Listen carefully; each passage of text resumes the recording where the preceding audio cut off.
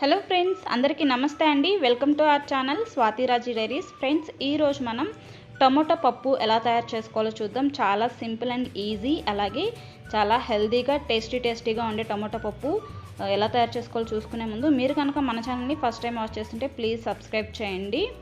So friends, ముందుగా ఒక చిన్న కప్పు కందిపప్పు తీసుకొని 2-3 టైమ్స్ నీట్గా వాష్ చేసుకొని ఒక గంట ముందు ఇలా నానబెట్టుకోవాలండి.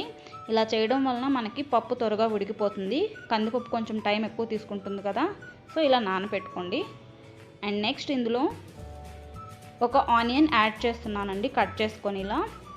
అండ్ టొమాటో పప్పు కాబట్టి మనకి టొమాటోలు కొంచెం ఎక్కువ పడతాయి, సో 2 పెద్ద సైజు టొమాటోలు యాడ్ చేశాను ముక్కలుగా చేసుకొని. అండ్ నెక్స్ట్ పచ్చిమిర్చి యాడ్ చేస్తున్నానండి. అలాగే చింతపండు వాష్ చేసుకొని యాడ్ చేసుకోవాలి. కొంచెం తీసుకుంటే సరిపోతుంది, ఎందుకంటే మనం ఆల్రెడీ టొమాటోలు ఎక్కువ యాడ్ చేసుకున్నాం కాబట్టి పులుపు ఎక్కువైపోతుంది. అండ్ పసుపు 1/2 టీ స్పూన్, అలాగే కారం 1/2 టీ స్పూన్. పచ్చిమిర్చి ఆల్రెడీ యాడ్ చేస్తున్నాం కాబట్టి కారం కొంచెం యాడ్ చేసుకోండి. అండ్ 1/2 గ్లాస్ వాటర్ యాడ్ చేసుకొని ప్రెషర్ పెట్టేసి హై ఫ్లేమ్ మీద 2 విజిల్స్ వచ్చేటట్టు, అలాగే లో ఫ్లేమ్ మీద ఒక 3-4 విజిల్స్ వచ్చేంత వరకు మనం వెయిట్ చేయాలి. ఫ్రెండ్స్ చూడండి, విజిల్స్ వచ్చేసాయండి, మనకి మంచిగా పప్పు ఉడికిపోయింది. సో వాటర్ ఫస్ట్ కొంచెం అలా ఫిల్టర్ చేసుకుంటే మనకి ఎనుపుకోవడానికి మంచిగా ఉంటుంది. సో రుచికి సరిపడా సాల్ట్ యాడ్ చేసుకొని ఇలా ముద్దకంతో, మరీ మెత్తగా కాకుండా ఇలా ఈ కన్సిస్టెన్సీ వచ్చేంత వరకు మనం మెదుపుకోవాలి ముద్దకంతో. అండ్ ముందు మనం ఫిల్టర్ చేసుకున్న వాటర్ వేస్ట్గా పోనీయొద్దండి, కలిపేసుకోండి. ఇప్పుడు మనం పోపు పెట్టుకుందాం. ముందుగా స్టవ్ ఆన్ చేసుకొని ప్యాన్ పెట్టుకొని 2 స్పూన్స్ గీ యాడ్ చేశాను ఫ్రెండ్స్, అలాగే 2 స్పూన్స్ ఆయిల్ యాడ్ చేశాను. ఆయిల్ హీట్ అయ్యాక మెంతులు ఒక 10-12 మెంతులు, అలాగే ఒక 2 స్పూన్స్ జీలకర్ర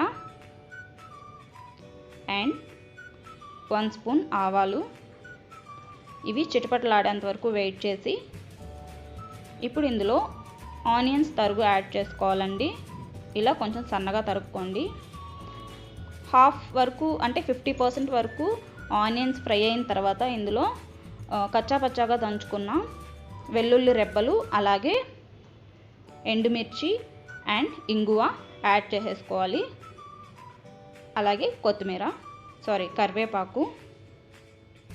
వీటన్నిటిని ఒకసారి అలా అనేసుకొని ఇప్పుడు ముందుగా మనం ఎనుపు పెట్టుకున్నాం కదా పప్పు, అందులోకి ఈ పోపు అనేది వేసేసేయాలి.